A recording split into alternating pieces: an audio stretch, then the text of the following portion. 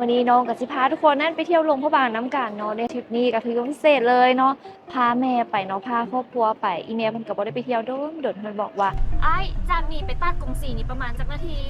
1 ชั่วโมงเนาะคนแล้วสบายดีพ่อแม่พี่น้องทางฝั่งลาวฝั่งไทยแล้วก็อยู่ต่างประเทศมื้อนี้น้องกับสิพาทุกคนนั่นไปเที่ยวหลวงพระบางน้ำกันเนาะในช่วงเดือน12นี้เดี๋ยวเราไปเบิ่งสภาพอากาศแล้วก็แนวอยู่แนวกินช่วงนี้เนาะว่าเป็นแนวใดเนาะแล้วก็ทริปนี้ก็ถือว่าพิเศษเลยเนาะพาแม่ไปเนาะพาครอบครัวไปอีเมลเพิ่นก็บ่ได้ไปเที่ยวโดนเพิ่นบอกว่ายังบ่เคยเห็นตัดกงซีเลยเนาะก็เลยว่าสิพาเพิ่นไปขึ้นแอลไปได้ประมาณหลายเดือนแล้วแหละ เฮาเองก็บ่มีเวลาแน่เนาะแล้วก็อยากไปกับแบบลูกๆหลายๆคนสิเนาะผู้ดีว่าอันนี้ก็แบบน้องทรายเอื้อยโบกับว่างน้ำกันสิเนาะก็เลยแบบจัดทริปครอบครัวพาอีเมลเพิ่นไปเที่ยวกันเด้อพี่น้องเด้อมาได้มาเที่ยวน้ำกันเนาะทางบ้านคนนี่อากาศหนาวบ่อยู่ลาวอยู่เวียงจันทน์ตอนนี้ก็พอดีอยู่เนาะบ่เย็นหลายแล้วแต่ว่าได้ยินว่าหลวงพระบางนี่ก็จะหนาวเลยเนาะประมาณ9องศาเลยแหละในช่วงตอนเช้าก็ได้เตรียมเครื่องกันหนาวไปอยู่ไป 2-3 มื้อแต่ว่ากระเป๋าใหญ่ๆเนาะเพราะว่าใส่เสื้อกันหนาวไปหลายตัว อ๋อแล้วก็ปีรถไฟเดี๋ยวนี้ก็เป็นยังราคานะคะคือเก่าเนาะ393,000 กีบเนาะต่อคนต่อปีเนาะอันนี้ก็เป็นสั้น2เนาะก็จะมีสั้น1แล้วก็สั้นธุรกิจราคาก็จะอัพขึ้นแพงขึ้น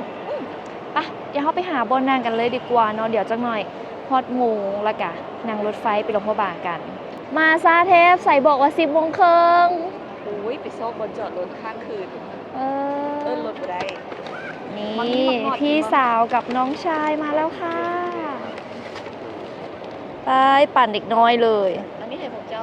กินกันอุ้ยมีเสบียงมาต้อนพร้อมหมากทับขอบใจเด้อข้างอาหาร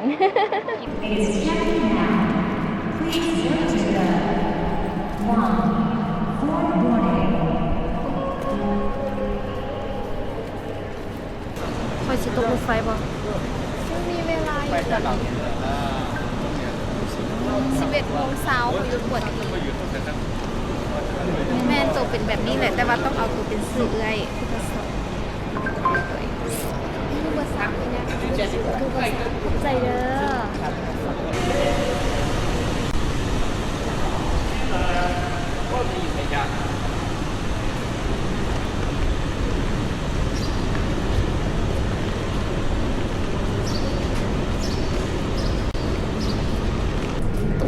ตู้สามมาแม่ขอโทษด้วยเจ้า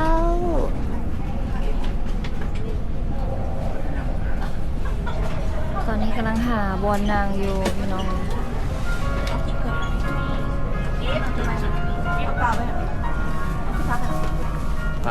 ปาบิโด欢迎乘客中国铁路天平局集团有限公司。ตอนนี้พวกเขาก็ได้บอลนางกันแล้วเนาะพี่น้องเนาะนี่เลย แม่น้องเองโอ้ยพี่น้องอากาศดีเนาะแอร์เย็นเนาะคนเต็มรถไฟเลยแวนกับกว้างเนาะมีทางชมวิวทิวทัศน์ธรรมชาตินั่งรถไฟไปนี่ประมาณ2 ชั่วโมงเท่านั้นเองสมัยแต่ก่อนละประมาณขี่รถตู้เนาะขี่รถใหญ่ไปก็ประมาณ7 ชั่วโมงพุ่นได้เทื่อสิฮอดหลวงพระบางแต่ว่าเดี๋ยวนี้ก็สะดวกสบายรถไฟนิ่มเดินทางไว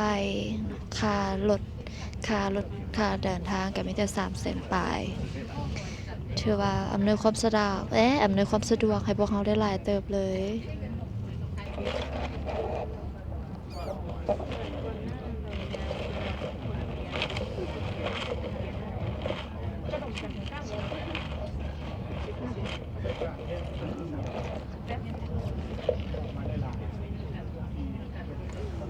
ซื้อมาใส่เล่นเขาไปงามเนาะงามมากเด้นี่อยู่ใส่แล้วนี่โบมูคือกันงามเฮ้ย89ขอให้สร้างก่อนว่ะ บวกตาหูบวกตรงไหลสิ ไม่ไปเอาปะซื้อให้เฮาในเด้อสุดหนึ่งเด้อ เอามาคนละชุดป่ะ ซื้อให้เฮาคนละสุดเนาะ เอาคนละชุดเนาะ งามเว้ยคนงามๆใส่อย่างกับงามเนาะแค่ตัว ขอบคุณใจทุกทางที่ให้ความร่วมมือ ตอนนี้ก็มาฮอดหลวงพระบางเป็นที่เรียบร้อยแล้วเนาะใช้เวลาในการเดินทางจากชั่วโมงปลายเกือบ2 ชั่วโมงและในนี้เพิ่นก็จะมีรถตู้รถเขียวเนาะสามารถใช้บริการได้รถตู้สุขสบายรถเขียวสุขสบายเนาะด้านหน้าเนาะแต่ว่ามื้อนี้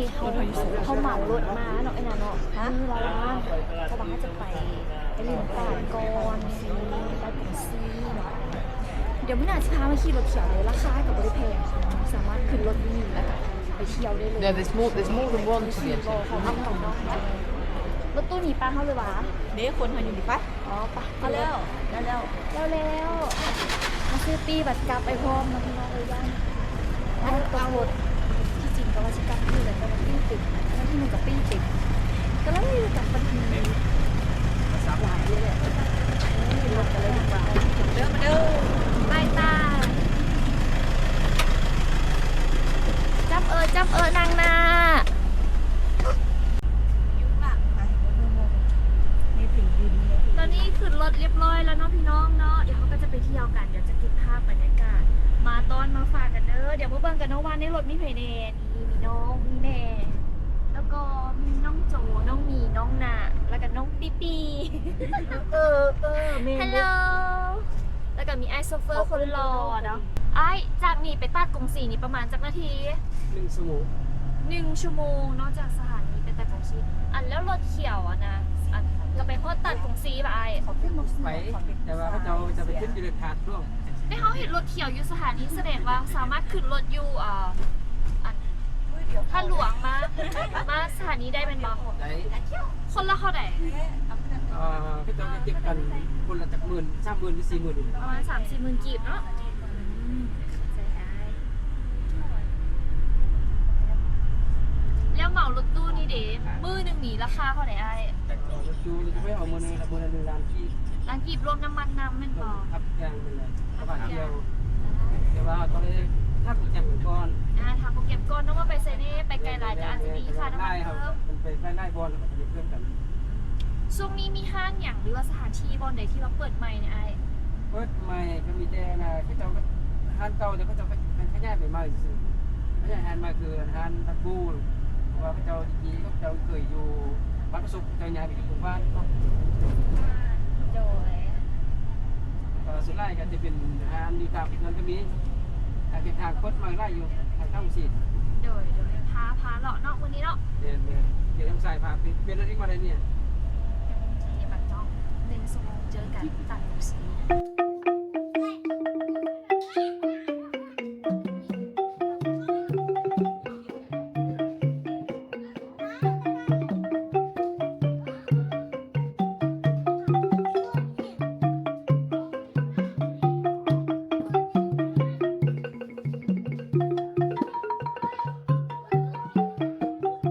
กลับจากตาดแล้วเนาะพี่น้องเนาะฟ้ามืดจะคือเลยหนาวนี่เขาก็ใช้บริการของไอ้ก่อนเนาะเจอกันมื้ออื่นเด้อบ๊ายบายนี่เนาะเพิ่นมีเบอร์โทรพร้อมสำหรับใครอยากใช้บริการเนาะนี่เลยประมาณมื้อละล้านเนาะเริ่มต้นไปตอนนี้น้องก็จะย่างไปเข้าที่พักซึ่งมื้อนี้เฮาก็พักกันอยู่ที่แถวโจมาเนาะคาเฟ่โจมาแล้วก็สิย่างเข้าห้องได้ที่พักราคาน่าฮักเลยคนหลายคักมื้อนี้รถบักหลาย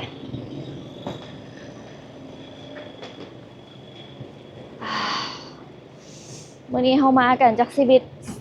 3-6มา6 คนเด้อคิวของอุลงตองแนงโ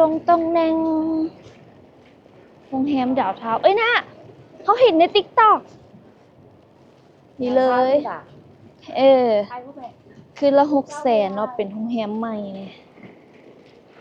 รีโนเวทใหม่ อมนี่หอมโจมานี่ที่ผักหลายเลยแล้วเนาะอันนี้ทีฮะว่าจากไหนกันแม่ มีโฟร์ทัช ที first house เชื่ออีก สวยจัง ดาวเทาวสีขาวๆหอมนี่ที่ผักหลายเนาะอันนี้ไซยะนา สามารถมา walk in ก็ได้เลยเด้อแถวนี้ที่ผักหลายแหงอันนี้ก็มีห้องวางหลายเข้ามานี่ก็เป็นมือวันหยุดเนาะมือวันเสาร์สามารถมา walk in ได้นี่ราคา4-5-6 เซนอันนี้ก็ว่างแสงเพชรนิตยาโอ้ตัวนี้เต็มนิตยาโอ้หอมนี้ที่ผักหลายแหงอันนี้ก็ห้องเต็มวิลาและทั้งหน้าก็คือที่พักของพวกเราที่จะพักกันมานี้กล้องก็เป็นซันเซนในเด้อพี่น้องขอโทษขออภัยได้หลายเพราะว่าน้องเองกับของอีลุงตุงนางแหงเนาะมื้อนี้ซิลิเดตนี่ห้องเต็มตัวนี้แต่ว่าเขาจองไว้แล้วเนาะอันนี้ก็จะเป็น EV บนเสารถแม่นบอกพี่น้องพาไปเบิ่งห้องที่ว่าพักมื้อนี้เนาะพี่น้องเนาะ Family Room เนาะ 650,000 Deluxe 600,000 Standard 450,000แล้วก็เตียงคู่ธรรมดา 350,000แล้วก็ซิงเกิลรูม 250,000ราคาย่อมเยาหอมจุมาพี่น้องสามารถมาเลาะได้ป้าเดี๋ยวเข้าห้องกันห้องที่เขาพากันเป็น450,000แล้วไอ้นั่นเนาะนี่ห้องดีเลยแทนฮอตห้องของเราแล้วห้อง450,000ถือว่าโอเคเลยเนาะนี่เลยได้ห้องงามเลยพี่น้องหิวข้าวมื้อนี้มื้อบ่ได้กินข้าวเลยวันนี้ทั้งวันไม่ได้ทานข้าวเลยค่ะทุกคนหนาวตกแรงมาเย็นๆมาอากาศเริ่มเย็นขึ้นละไปตากแดดตากลมมาคือสิเป็นไข้เลยสู้ๆเลยน้องเลยยังจะไปอีกหลายบอนเลยเป้าหมายเฮายังอีกยาวไกลสั่งข้าวมาว่าจะกินแต่ว่าบ่ได้กินซ้ำนี่เดี๋ยวมากินข้าวก่อนกินข้าวเติมพลังกันก่อนแล้วก็จะพาไปเลาะตลาดกลางคืนแล้วก็ไปท่องราตรีนำกันเนาะพี่น้องเนาะน้องได้เป็นหมูผัดขิง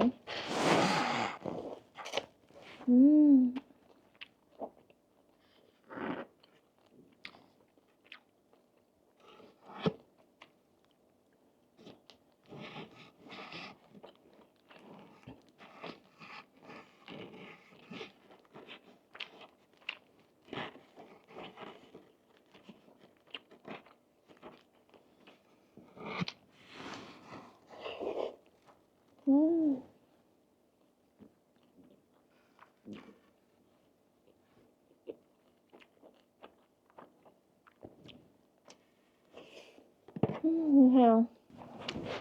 มื้อนี้ก็เป็นมื้อแรกที่เราอยู่หลวงพระบางเขาออกมาจากบ้านประมาณ9:30นรถไฟออก11:30น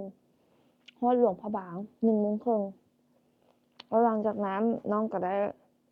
ไปที่ห้างกินข้าวซึ่งเป็นนี่ซื้อข้าวมาน้องบ่ได้กินน้ำเพราะว่าน้องไปขี่พารามอเตอร์อยู่ที่ห้างภูมิสุขแล้วหลังจากนั้นเขาก็ต้องหยิบขึ้นรถแล้วก็ไปจ่ายกล่องสีแล้วก็มาเข้าที่พักมื้อนี้ก็เป็นมื้อแรกของการมาเที่ยวหลวงพระบางกับครอบครัวแล้วก็หลังจากเขาจบการท่องเที่ยวแล้วเดี๋ยวน้องสิมาสรุปให้ฟังว่าหมดรายจ่ายประมาณเท่าใดซึ่งเขามาเที่ยวครั้งนี้เขาก็มาเที่ยวแบบอเมริกันแชร์กับครอบครัวมัน3,400สิเนาะแล้วก็พากินพาเลาะพาเที่ยวในราคาที่ย่อมเยาสำหรับใครอยากเที่ยวต่างประเทศนั่งกันมาได้ตอนนี้เราจะกินข้าวต่อกันแล้วก็อาบน้ำแล้วก็ไปเลาะกันเซ็นซักเป็นของหนังกันเด้อ